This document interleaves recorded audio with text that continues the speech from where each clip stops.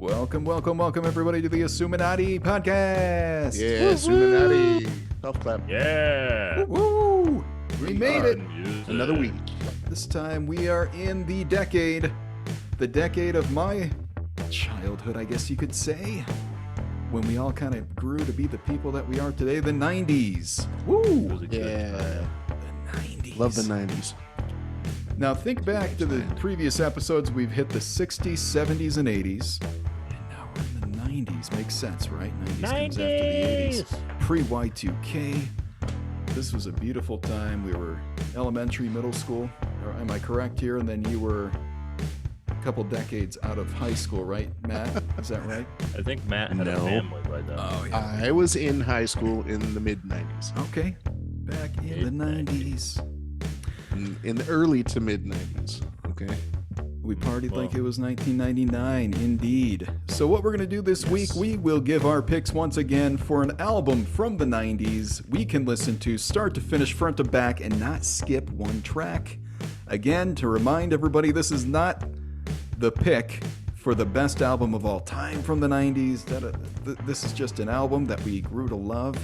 Maybe we've rediscovered. I guess we'll see. So what we're going to do, we're going to start with Uncle Bobby. Yeah, me. Uncle Yes. Bobby, can you Music give us any lover. hints? Can you lead us into it? Maybe you just want to give it to us straight. What's your pick, man?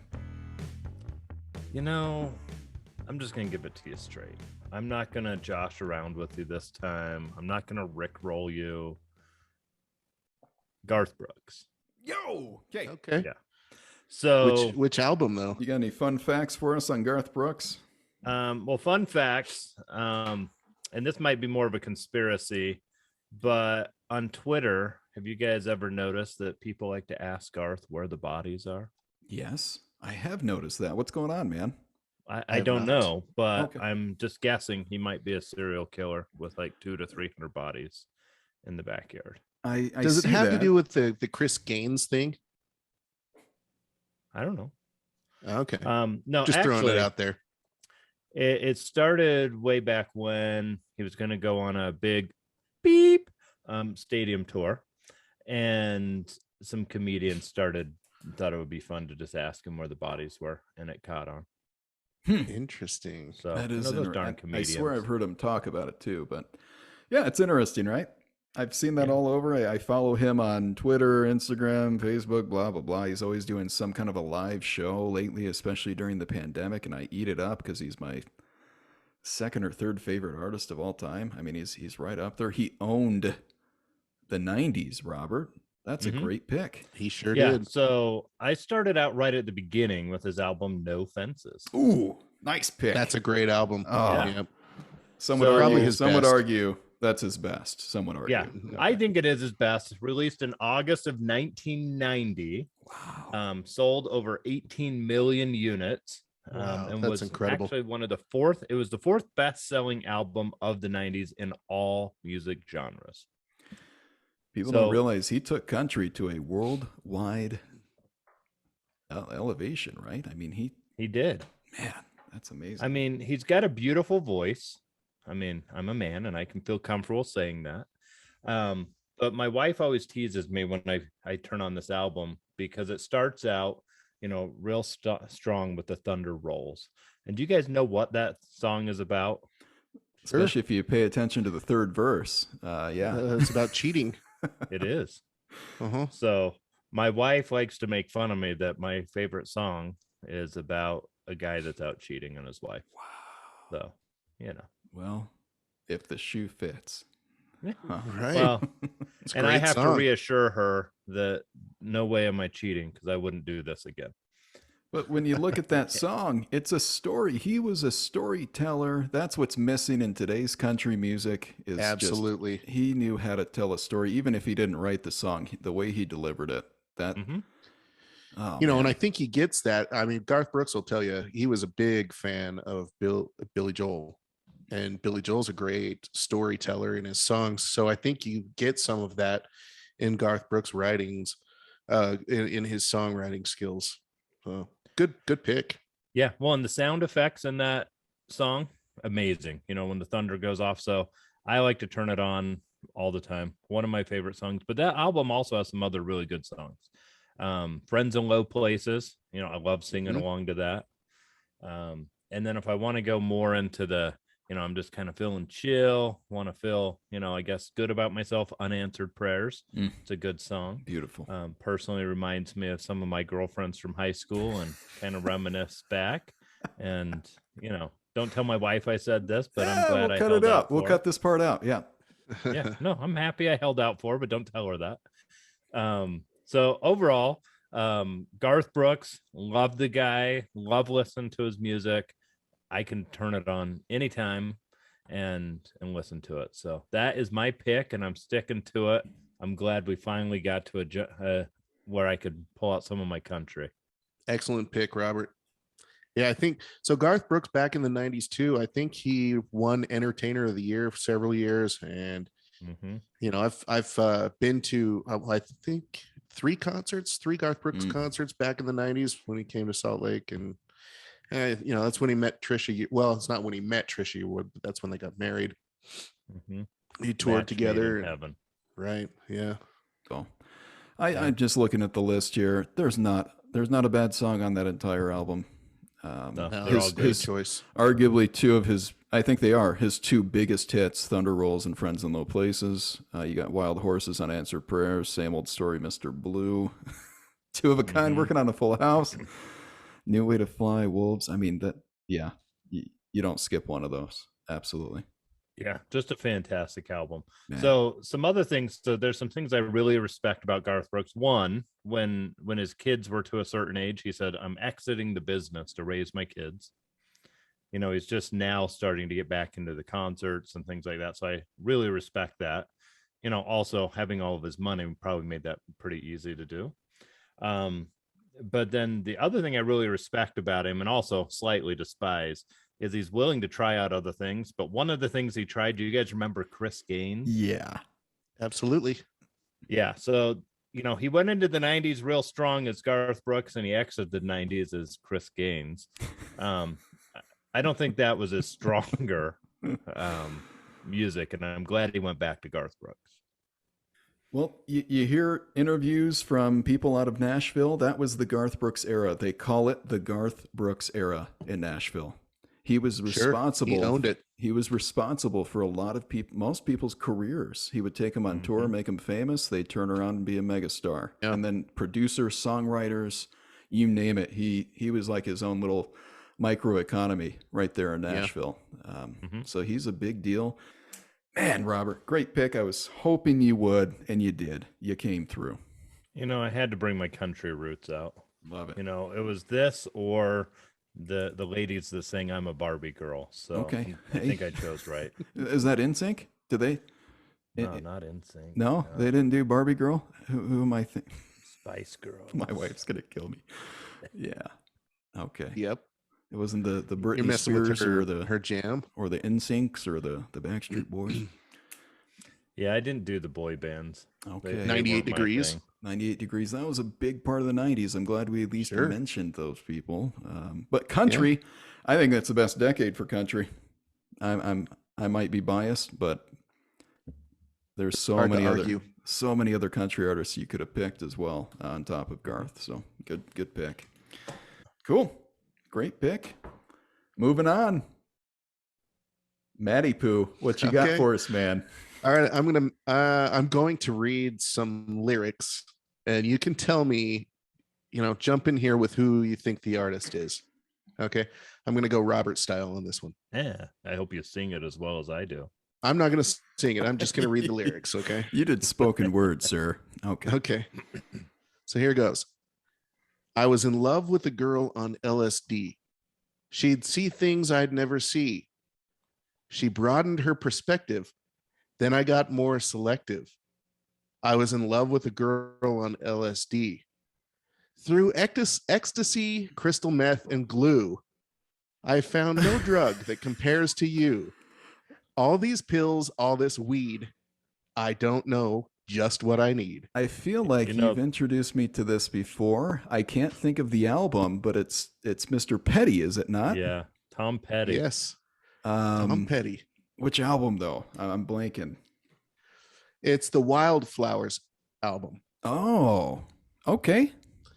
So this, I kind of was throwing a trick one at you guys because this wasn't released on the album, but was released as the B-side to a song that was on the album.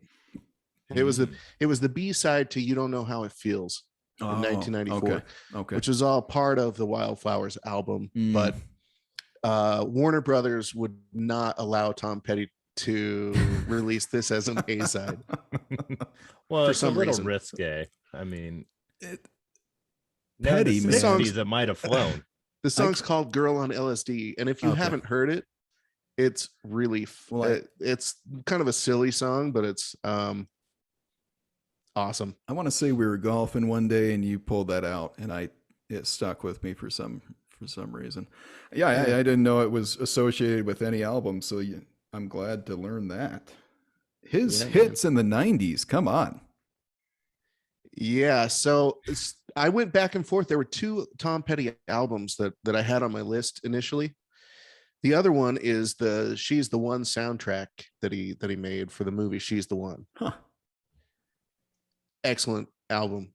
I know we're not arguing like best albums of the 90s, but just ones that you can listen to from start to finish. If you haven't listened to that, it's a good one to go and listen to from start to finish. The "She's the One" soundtrack. I think it's called "Music from She's the One" or something like that.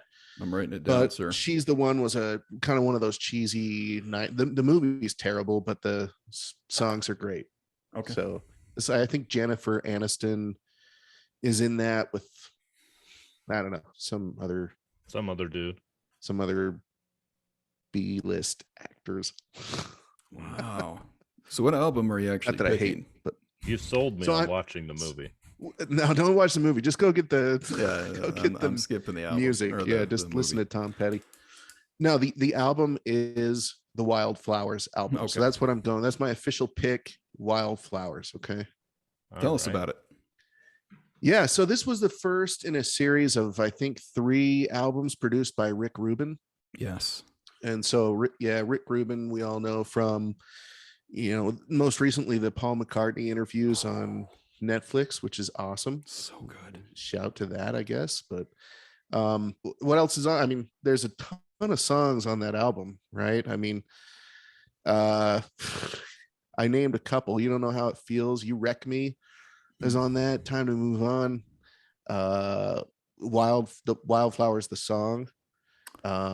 It's a great album. I can just listen to that. I can listen to pretty much any Tom Petty album from start to finish, but this one happens to be one of my favorite Tom Petty albums of all time, so I can listen to every song on there, plus some of the acoustic stuff that was released later. So I didn't want to go into that because it wouldn't technically have been released in the 90s, but I think they released it in 2017, and there's a lot of demo versions of songs on that I listen to quite often. But this one's just a great all-around start to finish album. Probably one of my favorites. Well, definitely one of my favorites, but probably the most favorite of mine from the 90s. Man, and that's saying something because I tossed aside several albums, and we can, we'll do those after Brandon gives his pick, and I'll give you some of my albums that I had as backup, just in case somebody mentioned this one. Yeah, don't ruin my pick. I won't. So that's mine. That's mine from the 90s. Yeah, Tom Petty is one of those guys that you can just trust. You can put on a Tom Petty album, you'll know that he's not going to put anything on the album that doesn't make sense. Filler, I guess that's what I'm looking for. Filler type songs. It doesn't. Yeah, some fluff. Yeah, he doesn't seem, and from my experience, he hasn't put fluff on his albums. Everything's intentional. It makes sense. It leads to something. I feel that way about Neil Young. And I'm looking forward to hearing what your runners up were for both of you, but I thank you for not giving those yet. So I know you may have already ruined it by mentioning the boy bands, but whatever. Yeah, those were not my runners up. No, they weren't. All right. Not at all. Okay. All right. Well, is it me? It's you. Let's Word hear to it. you. I've been going nuts all week trying to pick one. So I went with the album that I've listened to the most, start to finish, from that decade. It's one of the first albums I bought with my own money. Do you guys remember that moment when you paid Sure. for an album with your own money? Maybe we can do an episode on You that. didn't just do what I did and keep changing your name and subscribing to what was He that did the called? Columbia. Yeah, That was we Columbia have to talk Records. about that. for sure. Yeah. The subscription Throw a penny in service. an envelope. It introduced. Yeah. Oh my goodness! Can you remember some of the albums that you got that everybody got from that service? I mean, Rush, Roll the Bones. I everybody got got. some U2 albums. You too, U2 Jewel. was on there. Did you guys ever get Yeah. Jewel? I think I had Jewel. that I'm just not me? proud of it, but I think I had it. Alanis Morissette, Jagged Little Pill, one of the best-selling Okay. albums of all time, came out of that subscription service. I'm glad I got that. Man, good catch. I'm just stalling. doubt. I'm just stalling right now. Yeah, do you remember when you get the thing in the mail and it had all those stamps on it and you'd have to arrange it on like what you wanted Yeah. Yeah. and you'd send Yeah. it.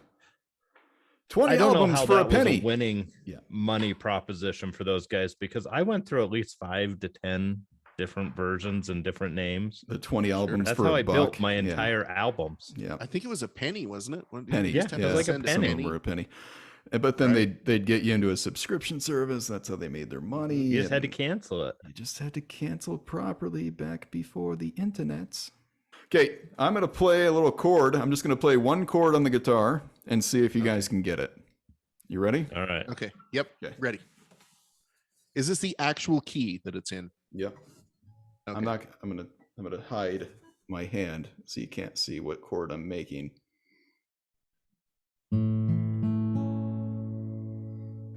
Brooks. Hold on. Do that one more time. Matt already got it. Yeah, it's Garth Brooks. Yeah. Friends in low place. Okay, I I'm got just friends kidding. in Yeah, low I thought you just weren't going to pick that. I just thought I'd get you riled up. Okay. Let me do the actual chord. All right, let's see if you guys get this.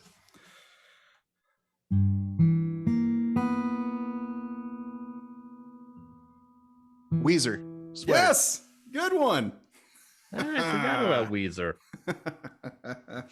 There was a really hot girl I had a crush on that she loved everything about Weezer Yeah, Weezer was where it was at. back in the day. I was trying to impress her. Yeah, I If thought you you guys would want get that to pretty quick. destroy my sweater. It's the Undone song. This is Oh, from... oh. Now, Pinkerton by Weezer is actually rated higher by Rolling Stone and the experts at Rolling Stone. This, though, is the Blue album. All the Dave Grohls at This- Rolling Stone. Sure, whatever. You... we'll get into backup picks here in a minute, and I'll lay into you on Dave Grohl. But the Blue album by Weezer is one that I've listened to front to back, start to finish, so many times, almost monthly. I still listen to this thing start to finish. My wife will tell you every road trip we take, this album comes out, and we listen to it start to finish. We don't skip a single song, and it's rocking. Nothing but fun. They don't take themselves too seriously. The guy writes a million songs, chooses just a few to go on the album. He's a great songwriter. The album starts with My Name is Jonas. You guys remember that song? It's an epic way to start the album. My name is Jonas. Anyway, it's great. It goes into No One Else. The World Has Turned. Buddy Holly. Ooh, Buddy Holly's a great song. just like Buddy Holly. That's Undone. that's a staple of the 90s. It really is. Mhm. That was like running all through the 90s, that Buddy Holly song. Yeah, you couldn't get away from it.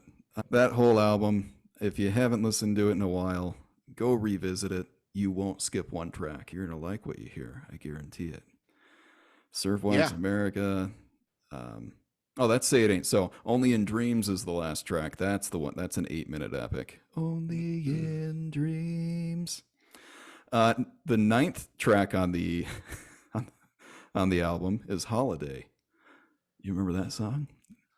When you're on a holiday. Yep, I do remember that one. And then there's In Sing the it to me. Garage. In the Garage, track 8. In the garage, I feel safe. It's about Dungeons and Dragons. Oh, such a great album. Listen to it start to finish. I wanted to be true to myself and tell you guys and let you guys in to the album that I've listened to the most, start to finish, from that decade. What do you guys remember about Weezer? Were you guys into him? Robert, you mentioned that you had a girlfriend who was into it. She wasn't really my girlfriend. I would have liked her to have been, but Maybe if you were more she into was Weezer. like way into Weezer, and so like I tried to. She was a roommate of one of my best friends, and so I would go to visit my best friend so I could see her roommate. And like she had the T-shirt, she went all the concerts, so yeah, I tried to get into it a little bit. There's some songs I really like about Weezer, but what I remember about Weezer is her. Wow. Never turned into anything, but you know, did that ruin it for you? Or because sometimes I've had some bands that are I'm into now, but because of a certain person, I didn't get into them at the time. I kind of feel you on that. It didn't hold me back. I liked them, but like they weren't my like favorite band, but they've got some good songs. Yeah, Rivers Cuomo, man, he's really cool. And again, they don't take themselves too serious. They make funny music videos. It's an easy album to just rock out to. Just get so cruising. Here's the thing that I think ruined Weezer for me. Okay. This is gonna sound dumb, but I had this guy in high school that was a bit of a bully. His name was Adam. I won't give his last name just in case. You know, all Adams are bullies. Man. That's what I found too in my life, Robert. I'm with you on that one. But he had this band in high school, and they did a Weezer song for, you know how like back in high school you did, what do they call them? A assemblies? talent show. Assemblies? Yeah. Pep rallies, assemblies. Oh, yeah. Sure. Yeah, it was they had this battle of the bands at this assembly, and Adam and his group did a Weezer song. They did a Weezer song, and I don't remember which song it was. But ever since then, the correlation is too strong for me to get past to allow me to really enjoy get into Weezer. Okay, you know what I mean? It's the dumbest thing. It's the dumbest thing. But when you're growing up and you're in high school and you have all that angst anyway, and then some bully, you know, kind of gets under your skin and then performs a song by a band, you kind of are just like, I bet Adam grew up to be a real loser. I'm sure he did. Most bullies do. So should we talk about it? Should we talk about the rest of the 90s? Because you just mentioned one of the largest artists to come out of the 90s, Britney Spears. Free Britney. #Free Britney. Yeah. They should just let her free. And then the boy bands, the crazy amount of country that came out of that decade. What were your runners? Were Disney kids, right? Disney, what are they? Disney Club or what is it? Mickey Mouse Club. That's what it is. MICKY, yeah. Yeah, you had Britney Spears, you had Justin Timberlake, who was Christina Aguilera. Some of the 90210 actors came out of there. Yeah. Here's your Illuminati, your conspiracy.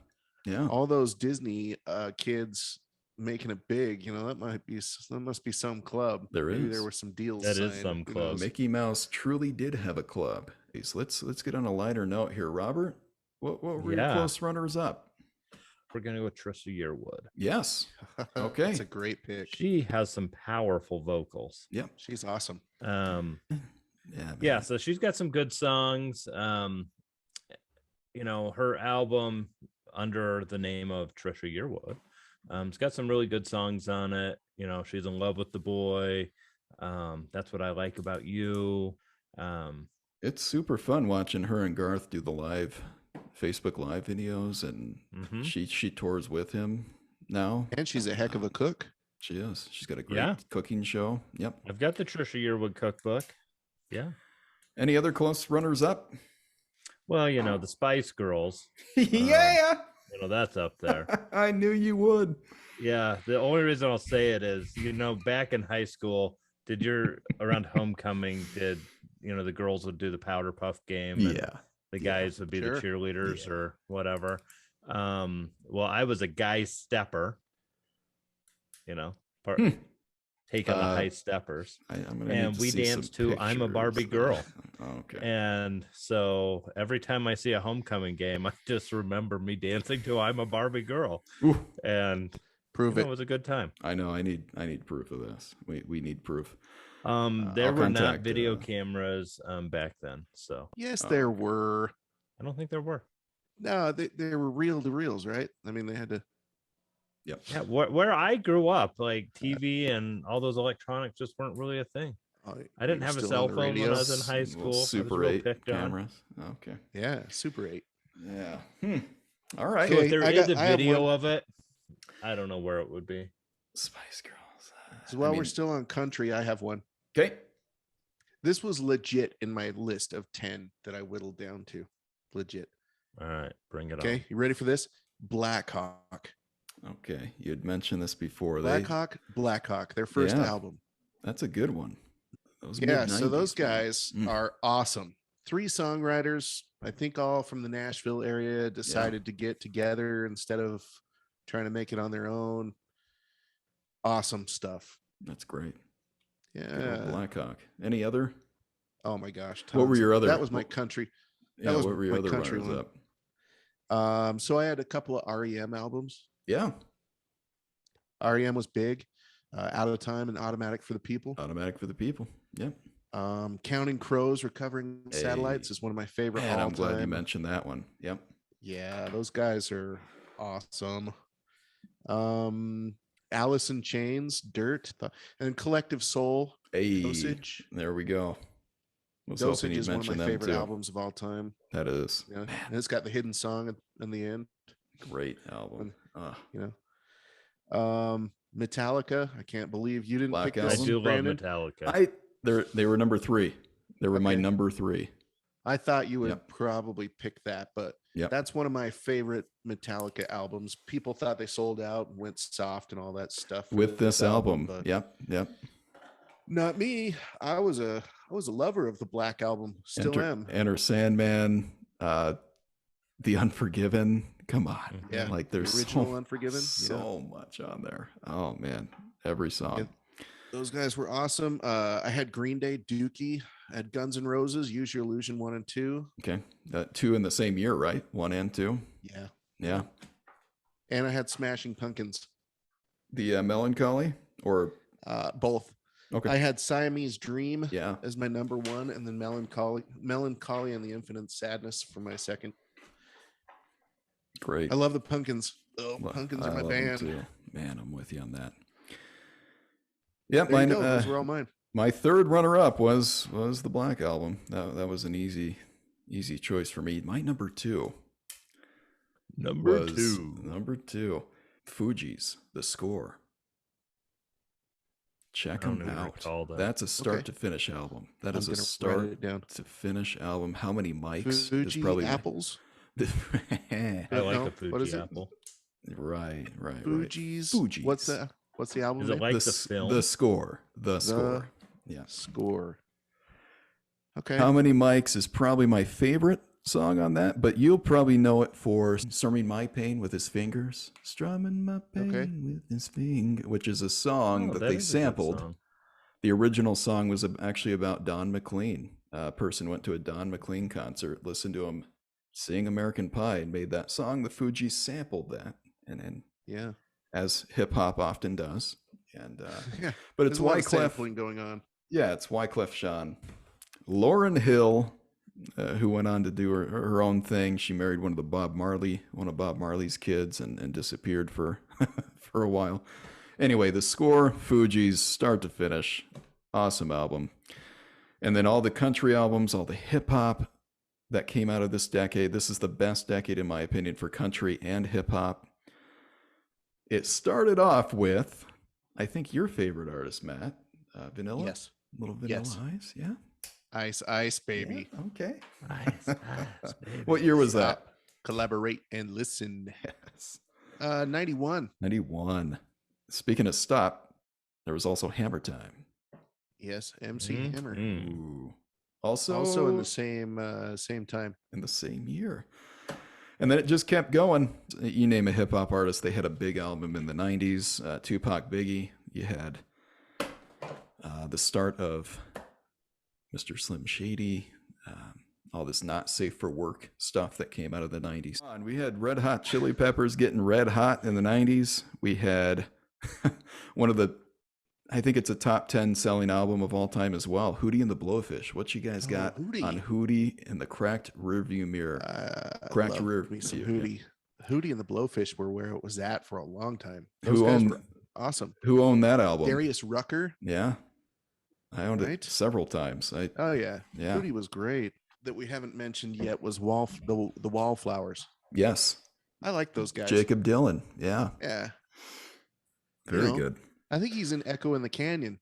He is. I believe he produced it, if I remember right. I think he did. Yeah, probably. I think he did. He has access to whoever he wants, so it makes sense. Sure. Bob Dylan's kid, But everybody thinks, they think of that one hit that he had, and luckily he still plays it. He embraces it, the One Headlight song. But man, he's got some good stuff other than that. Sure. Need to look Remember into. the Three Marlenas? Remember that song? Yeah. I saw him in concert with Train, FYI. He was touring with Train. And I really grew to love the guy and the Wallflowers. We didn't mention one of the biggest bands of the 90s. Actually, several of them. Grunge. Can we talk grunge real quick? Oh, yeah. You wanted to, if you want to define the 90s, yes, country and hip hop, but when it comes to rock and roll, it transitioned. I mean, I picked kind of a punk light pick with Weezer, but grunge was a big deal in the 90s, was it not? It was. Pearl Jam was a huge band in the 90s. Oh yeah. Those guys were. Vitology, I think, makes the list of a lot of the top and Versus, or VS, or whatever you want to call it. Yeah, 10, Pearl Jam 10. What Don't else? Call Me Olive. Yeah, those guys had some big hits in the 90s. Man, Eddie Vedder, Animal, Eddie Vedder, man.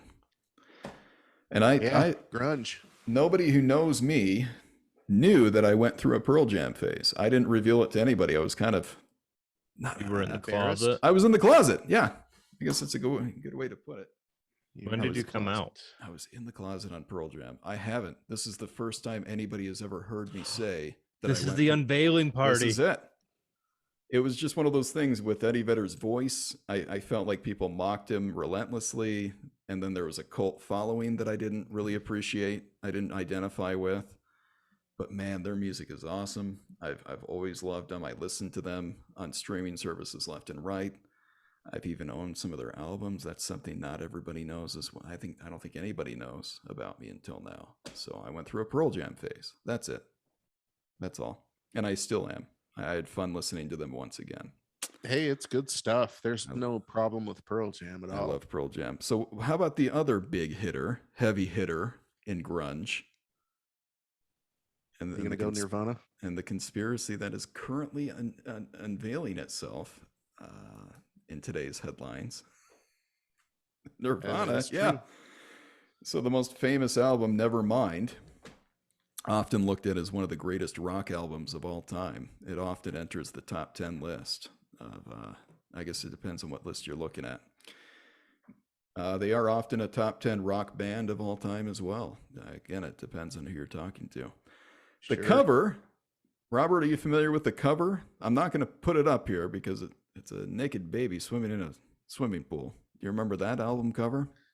I do remember the cover. So that baby, Nirvana. Smells like a conspiracy. Smells like Teen Spirit, Robert. Do you remember that song? Yeah, a little conspiracy or a controversy. So the baby in that album cover is suing Nirvana or the record company who owns the rights to that album cover. Yeah, I think he's 30 years old now, right? Yeah, he's pretty old.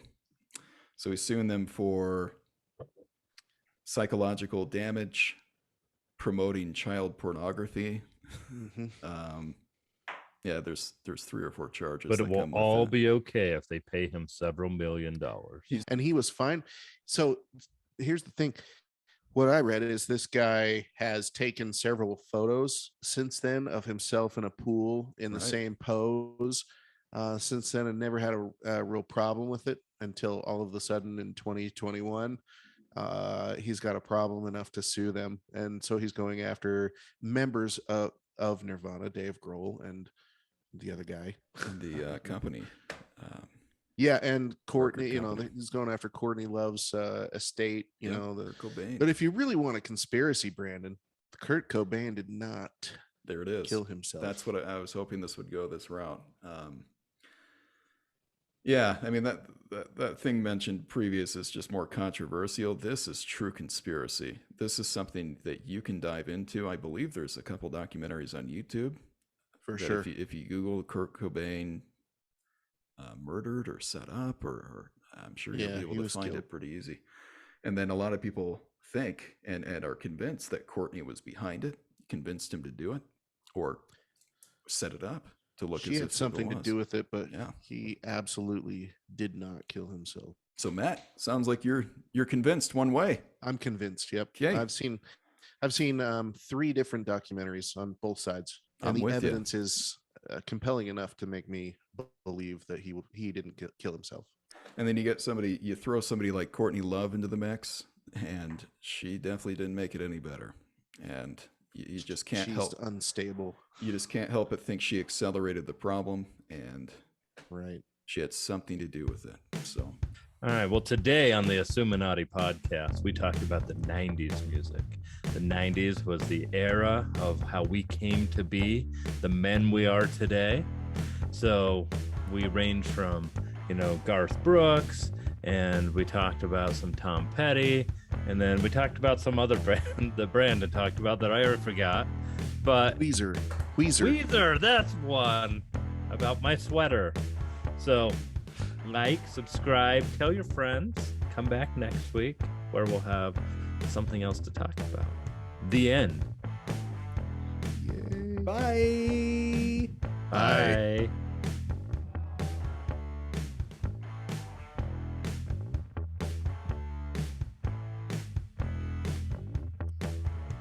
Hello. Welcome to the Assuminati podcast. Woo! Yeah. Mm-hmm. That's what I just came up with that. That's funny. I've never heard that. I really haven't. Yeah. And I'm a huge It's his underwear. It's his underwear. Is your microphone plugged in all the way? Did you turn it off and back on again? Like what? Oh my god. I knew it. It wasn't even plugged in. It wasn't plugged in. All right. I don't know who unplugged it. You are so but dumb. it couldn't have been me. Guess who's back? Just blame it on the kids. That's what I do. That Are you was always bad. eating when we're doing these meetings, these Zoom meetings? I always am. Are you gonna choke? Okay, it's Robert's turn. Am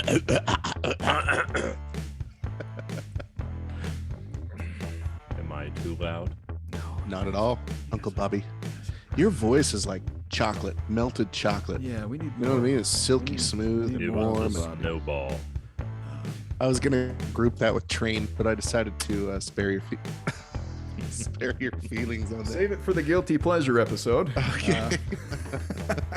Sorry. That's fine, man. Take your shots. Covers are fun. I do a lot of covers in the shower. Yeah, sure you do, Rob. It's the lawsuit. Vanilla? behind Vanilla Ice. Yeah. Yeah, Stealing and, Queen. Queen. That'd be funny. Oh, mine goes dun dun dun dun dun dun. Not Right. ding ding ding ding ding. Okay. Well, first of all, which of you guys wore hammer pants in the I 90s? tried. I did not. I was did. not able. I got big old like snow pants and just acted like they were MC Hammer pants because they were close, right? They were all the rage. Robert, do you have an idea of an ending? Yeah, the end. All right. That's it. You put some thought into that. I've been thinking about it all day. How do we? I mean, I can throw something How are together. we going to end tonight's podcast? Genius.